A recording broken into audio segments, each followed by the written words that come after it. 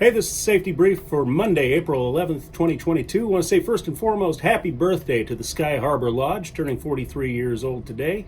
The charter was signed on April 11th in the late 70s. I can't do math, so subtract 43. That's how old we are.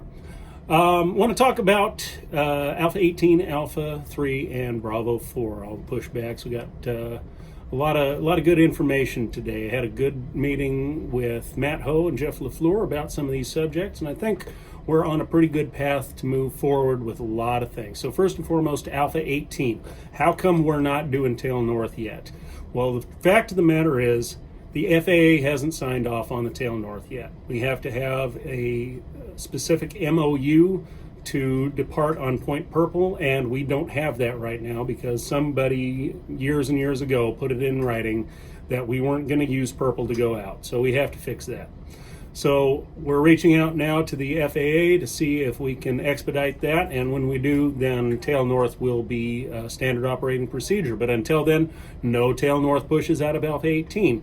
So Alpha 3, we talked about the pushback verbiage and what the instructions are from the tower to the pilot. And we discovered that the pushback instructions are a lot more simple than I think we were giving it credit for.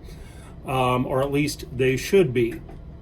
According to the information I received from Liz May, who does a lot of the controlling up there in the tower, the pushback instructions for Alpha 3 are to push back and pull forward to Lima 1. And that is it. It doesn't say anything about pushing at an angle, doesn't say anything about pushing tail south, none of that. It says push back, pull forward. And the reason that is according to the tower, and this is from both Liz and Jeff, they don't really care how you get out there so long as you end up at where they tell you to end up, in this case, Lima 1.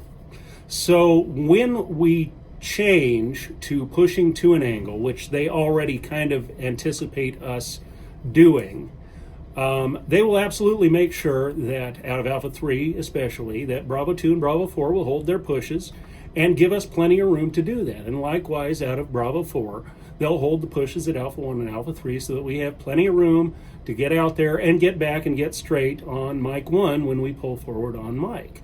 So the pushback verbiage is going to be very simple. It's going to continue to be push back, pull forward.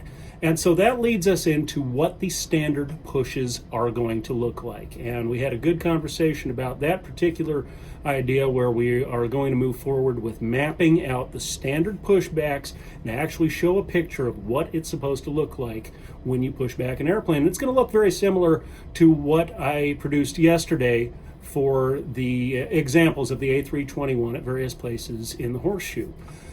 Each gate is going to have an example of that so that anybody who has maybe for the first time walked up to a gate and can see exactly, okay, this is what the expected push is to be. Now, if it's a non-standard push, then that will be dictated to as well on that map, and we'll have that all set together. And we're going to start on Bravo 4 and Alpha 3. Those are going to be the first ones that we do. And so it needs to be understood that when we change to these angled pushes, that it is only for Alpha 3 and Bravo 4.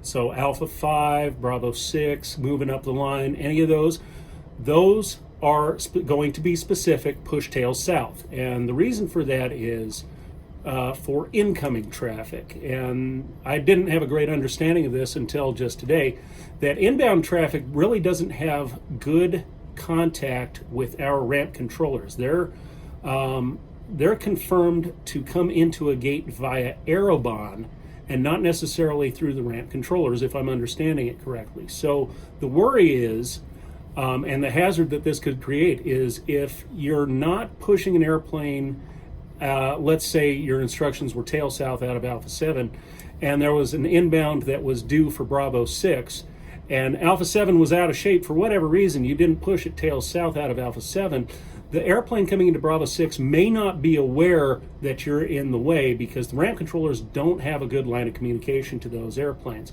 So that's why it's important when we standardize these pushes and we start really figuring out what each push is going to look like, that we comply with that. So when we ask you to go at an angle out of Alpha 3 so that you have plenty of room to readjust the tug and get it back up to the Lima 1 line, and same thing at Bravo 4.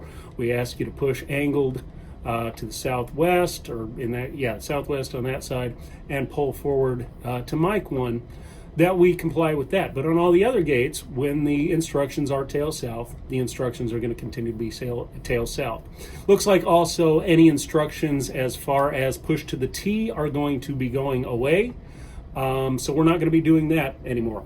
And on one more final note, we are going to be revisiting pulling forward airplanes with the engines running. Now, according to the ROM, it's not illegal. You can do that. But the tower has been laboring under the impression that it has not been okay. And so their pushback instructions may have been a little skewed whenever there are air starts involved. So we're going to revisit that. We're going to talk about that a little bit more.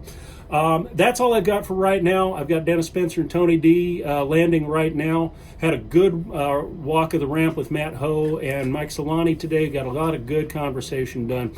I'll try and fill us all in on the details of that as the week progresses. But until then, comments down below, and we'll talk to you next time.